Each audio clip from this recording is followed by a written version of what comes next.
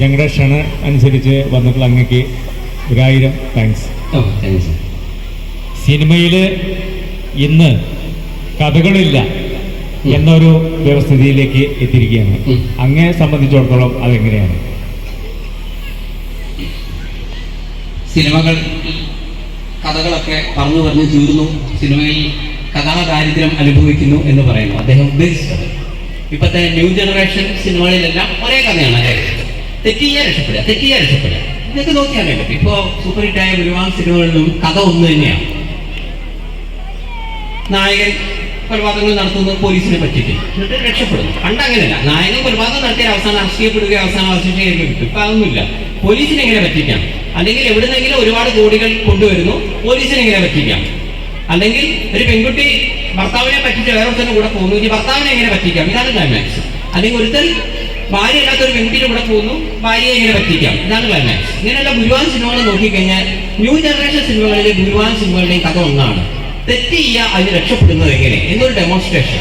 കള്ളപ്പണം എങ്ങനെ വെളുപ്പിക്കാം, മനത്തോരത്തിലൂടെ സ്വർണം കൊണ്ടുവന്നാൽ അത് എങ്ങനെയാണ് പോലീസ് അറിയാതെ ഇവിടെ എത്തിക്കാം, ഇതാണ് അതിന്റെ ടോട്ടൽ കഥ. അല്ല 24 മണിക്കൂർ ടോട്ടൽ എന്ത് നടക്കും. അപ്പൊ ഈ കഥയില്ലായ്മ എന്തുകൊണ്ട് സംഭവിച്ചു എന്നാണ് അദ്ദേഹം പറയുന്നത്. ഞാൻ മനസ്സിലാക്കുന്നത് ഓരോ വീട്ടിലും ഓരോ കഥകളാണ് നടക്കുന്നത്. സന്തോഷമായിട്ട് മനസ്സിലാക്കിയാണ് ഞാൻ പറയുന്നത്. കേരള സംസ്ഥാനത്ത് 1 കോടി കുടുംബങ്ങൾ ഉണ്ടെങ്കിൽ 1 കോടി കഥകളുണ്ട്. നിങ്ങൾക്ക് മനസ്സിലാക്കാനുള്ള മനസ്സ് വേണമെന്ന് മാത്രം. ഇപ്പൊ തന്നെ ഇപ്പൊ 12ാമത്തെ സിനിമ, എന്റെ സിനിമ കാണുന്നവർക്ക് മനസ്സിലാവും. ഒരു സിനിമയ്ക്ക് വേണ്ടി ഒരു സിനിമ ഞാൻ ചെയ്യാറില്ല. എന്തെങ്കിലും ഭയങ്കര മെസ്സേജ് അല്ല, ഒരു കുഞ്ഞു മെസ്സേജ് എങ്കിലും കൊടുക്കാൻ പറ്റുമെന്നുള്ള ഞാൻ നോക്കും വ്യക്തിപരമായി. എന്റെ 12ാമത്തെ സിനിമ ഈ കേരള ലൈവ് എന്നുള്ള വർക്കാണ് നടക്കുന്നത്. അപ്പൊ ആ സിനിമയിൽ ഞാൻ എപ്പോഴും ആലോചിക്കുന്ന ഒരു കാര്യമാണ്, കേരളത്തിന്റെ വെളിയെ പോയി കുറെ പേര് കഷ്ടപ്പെട്ട് ദുബായിലോ ഒക്കെ പോയി അവിടെ നിന്ന് പ്രവാസികൾ ഒരുപാട് പണം കൊണ്ടുവരികയും ആ പണത്തിൽ നിന്നാണ് കേരളത്തിൽ ഒരുവിധ എല്ലാ കാര്യം നടക്കുന്നത്. ഇപ്പൊ വലിയ മാളുകൾ തുടങ്ങുന്ന പ്രവാസികളാണ്, ഇപ്പോ സിനിമകൾ നിർമ്മിക്കുന്ന പ്രവാസികളാണ്. എല്ലാം നോക്കുകയാണെങ്കിൽ ജനറലി ഭൂരിഭാഗവും, കാരണം ഇവിടെ പ്രത്യേകിച്ച് ഫാക്ടറിയോ അങ്ങനെയൊന്നും ഇല്ലല്ലോ. അപ്പൊ ഞാൻ ആലോചിക്കുന്നു, അവർക്കൊക്കെ ജോലി നഷ്ടപ്പെട്ട് കേരളത്തിലേക്ക് വന്നാൽ കേരളത്തിന്റെ അവസ്ഥ എന്താവും എന്നൊരു ചിന്ത ഇൻ അഡ്വാൻസ്. അപ്പം വീണ്ടും നേരത്തെ ഞാൻ ചോദിച്ച പോലെ ഒരു മനഃശാസ്ത്രം. കാരണം ഈ ദുരന്തം വിറ്റെടുക്കുന്ന എല്ലാ സിനിമകളും ഇവിടെ ഹിറ്റാണ് എന്ന് നോക്കി അറിയാൻ പറ്റും. ഇപ്പൊ ഒരു പ്രളയം വന്നു, ആ പ്രളയം വെച്ചിട്ടൊരു സിനിമ എടുത്തു, നിർമ്മാതാവിന് 10 ഉറുപ്പിക ഉണ്ടാക്കി. ഇവിടെ നിപ്പ വന്നു, സിനിമ എടുത്തു, നിർമ്മാതാവിന് 10 ഉറുപ്പിയായി. കൊറോണ വന്നു, അത് വിറ്റപ്പോ പൈസയായി. അപ്പൊ ഞാൻ എപ്പോഴും മനസ്സിലാക്കുന്നത് 10 ഉറുപ്പിക ഉണ്ടാക്കാനുള്ള ഒരു എളുപ്പ വഴിയാണ് കേരളത്തിലെ ദുരന്തം വിറ്റ് ജീവിക്കാൻ. അല്ലെങ്കിൽ എവിടെ പ്രമാദമായ വല്ല കൊലക്കേസും നടക്കാം, അത് നല്ല ഭംഗിയായിട്ട് സ്ക്രിപ്റ്റ് എഴുതിയാൽ 10 ഉറുപ്പിക ഉണ്ടാക്കാം. അപ്പോ 5 വർഷത്തിന് ശേഷം എല്ലാ പ്രവാസികളും ജോലി നഷ്ടപ്പെട്ട് കേരളത്തിലേക്ക് തിരിച്ചു വന്നു എന്ന് സങ്കല്പിക്കുന്നു. ഇങ്ങനെ ഒരു സംഭവം വന്നാൽ ഇവിടെ ഏതെങ്കിലും ഒരു നിർമ്മാതാവ് 100 കോടി ഉണ്ടാക്കും. അപ്പൊ അയാൾക്കിട്ട് പണിയാലോ എന്ന് കരുതി ഇപ്പൊ തന്നെ ഞാൻ ഓൾറെഡി സ്ക്രിപ്റ്റ് ഉണ്ടാക്കിയാൽ ആ പൈസ എനിക്ക് ഉണ്ടാക്കാലോ. അപ്പൊ എന്തായാലും പടം ഹിറ്റാവും. കാരണം മലയാളികൾക്ക് ഈ ദുരന്തം വിറ്റ് വരുന്ന സിനിമകൾ ഹിറ്റാണ്. അപ്പൊ ഇങ്ങനെയൊരു ദുരന്തം എന്തുകൊണ്ട് എന്ന് ചോദിച്ചു കഴിഞ്ഞാൽ അവിടെ സ്വദേശിവൽക്കരണം കൂടുന്നു. എന്റെ സിനിമാകൾ ഇപ്പോഴങ്ങനെ തന്നെയാണ് സംഭവിച്ചുകൊണ്ടിരിക്കുന്നത്. സിംഗിളായ ആളുകൾക്ക് അവർ വീട് കിട്ടാനുള്ള ബുദ്ധിമുട്ട്. അപ്പൊ അങ്ങനെയും കുറെ പേര് ബുദ്ധിമുട്ടുന്നു. ഈ കുടുംബമായി പോവുകയാണെങ്കിൽ പലപ്പോഴും ഈ കുട്ടികളുടെ വിദ്യാഭ്യാസം അടക്കമുള്ള ചെലവ് വർദ്ധിക്കുന്നു. അതേസമയം നമ്മുടെ ശമ്പളം കുറയുന്നു വരുന്നു. ഇങ്ങനെ വരുമ്പോൾ അവിടെ പിടിച്ചിക്കാൻ പറ്റുന്നില്ല, ഒരു രീതിയിൽ പിടിച്ചിക്കാൻ പറ്റുന്നില്ല. സപ്പോസ് അങ്ങനെ ഒരു കുത്തൊഴുക്ക് കേരളത്തിലേക്ക് വരികയാണെങ്കിൽ അവരെന്ത് ജോലി ചെയ്ത് ജീവിക്കും? അങ്ങനെ വരുമ്പോൾ ഇവിടെ നിർമ്മാണ മേഖലയും മറ്റുള്ള മേഖലയും നിന്ന് പോയാൽ താരതമ്യേന വിദേശ മദ്യ ഷോപ്പിന്റെ മുന്നിൽ ആളില്ലാതെ വന്നാൽ എൻ്റെ ഒരു ചിന്തയാണ്. പിന്നെ ലോട്ടറി എടുക്കാൻ ആളില്ലാതെ വന്നാൽ ഇപ്പൊ നമുക്കറിയാം, ഒരു 100 രൂപയുടെ ഒരു ഡീസൽ നിങ്ങൾ അടിക്കുമ്പോൾ 20-30 രൂപ സംസ്ഥാന സർക്കാരിന് അതേപോലെ കേന്ദ്രത്തിനൊക്കെ കിട്ടുന്നുണ്ട്. പക്ഷേ ആ ഡീസലിൽ നിന്നുള്ള വരുമാനം, കാരണം വണ്ടികളൊന്നും പുറത്ത് ഇറങ്ങുന്നില്ല കാര്യമായിട്ട്, എന്ത് ചെയ്യും? AI ക്യാമറ എന്ത് ചെയ്യും? കാരണം വണ്ടികൾ ഇറങ്ങിയാലല്ലേ AI ക്യാമറയ്ക്ക് ചെയ്യാൻ പറ്റും. അപ്പൊ അങ്ങനെ ഒരു സിറ്റുവേഷൻ വന്നാൽ കേരളത്തിന്റെ വികസനം അവിടെ നിൽക്കട്ടെ. ഞാൻ ആലോചിക്കുന്നത് 5 ലക്ഷം ഉദ്യോഗസ്ഥന്മാർക്ക് എങ്ങനെ ശമ്പളം കൊടുക്കും? 140 MLA-മാർക്ക് എങ്ങനെ ശമ്പളം കൊടുക്കും? ഈ ചിന്തയിൽ നിന്നാണ് ഈ സിനിമ വരുന്നത്. ഞാൻ ഉദ്ദേശിച്ചത് ഇപ്പം 1600 രൂപയുടെ നമ്മുടെ പെൻഷനാണ് ഉദ്ദേശിച്ചത്.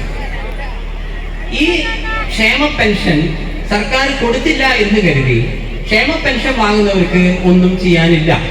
അവരെന്ത് ചെയ്യാനാണ്? കിട്ടുമ്പോൾ വാങ്ങിച്ചു പോകാനായിട്ട്. മറിച്ച് പെൻഷൻകാർക്ക് പൈസ കൊടുത്തിട്ടില്ലെങ്കിൽ അവർക്കൊന്നും ചെയ്യാനില്ല. അതേസമയം സർക്കാർ ജീവനക്കാർക്ക് മര്യാദയ്ക്ക് ശമ്പളം കൊടുത്തില്ലെങ്കിൽ പണി പാടും ഗ്യാരണ്ടിയാണ്. കാരണം പിന്നീട് അവരുടെ ലിസ്റ്റ് പ്രകാരമുള്ള രാഷ്ട്രീയ കൊലപാതകങ്ങളിലൊക്കെ പെട്ട ആളുകൾക്ക് പരോളിൽ ഇറങ്ങാൻ ഇവിടുത്തെ ഡിപ്പാർട്ട്മെന്റ് സഹായിക്കണം.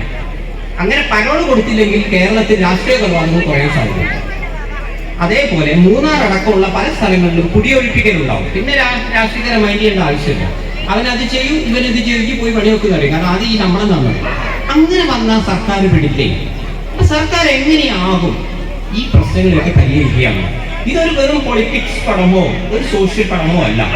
സംഭവം ഒരു വ്യക്തിയുടെ ജീവിതത്തിലൂടെ പ്രവാസിയായി തിരിച്ചു വരുന്ന രമേശൻ എന്നൊരു വ്യക്തിയുടെയും അങ്ങേരുടെ ഒരു ബ്രദർ സുരേഷിന്റെയും കഥയാണ്. പക്ഷെ അയാളുടെ വീട്ടിൽ നടക്കുന്ന സംഭവങ്ങളെ കേരളത്തിലെ സംഭവങ്ങളുമായി ഞാൻ കോർത്തിണക്കും. ഇതൊരു ഫാമിലി ഫിലിമാണ്.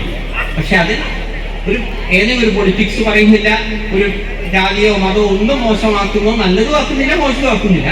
ഒരു തോട്ടാണ് നമ്മൾ അവതരിപ്പിക്കുന്നത്, ഒരു പുതിയ ചിന്ത. സർക്കാരിനും ഈ സിനിമയായിട്ട് തീരുമാനിക്കാം ഇങ്ങനെ അവസ്ഥ വന്നാൽ നമ്മൾ എന്ത് ചെയ്യും. കൃത്യമായി ശമ്പളം കൊടുക്കുന്നുണ്ട് കേട്ടോ, ആരെയും മോശമാക്കും. മെസ്സേജ്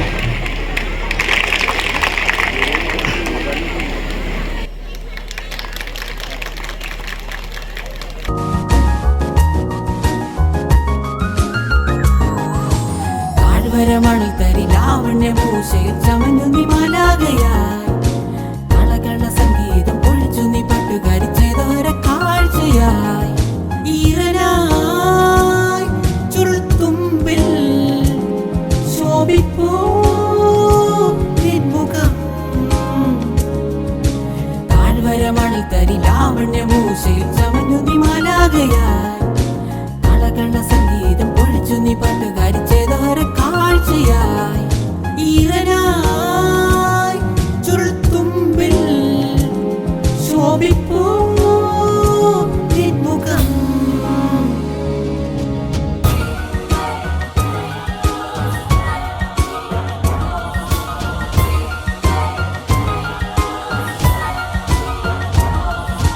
പൂവിളിത്തേനും ചുണ്ടുകളും പിന്നെ അഞ്ജന കണ്ണുകളും, കണ്ടത്തിലണിഞ്ഞ പൂമാലയും പിന്നെ പ്രേമ കാവ്യം രചിച്ചു. പൂവിളിത്തേനൂറും ചുണ്ടുകളും പിന്നെ അഞ്ജന കണ്ണുകളും, കണ്ടത്തിലണിഞ്ഞ പൂമാലയും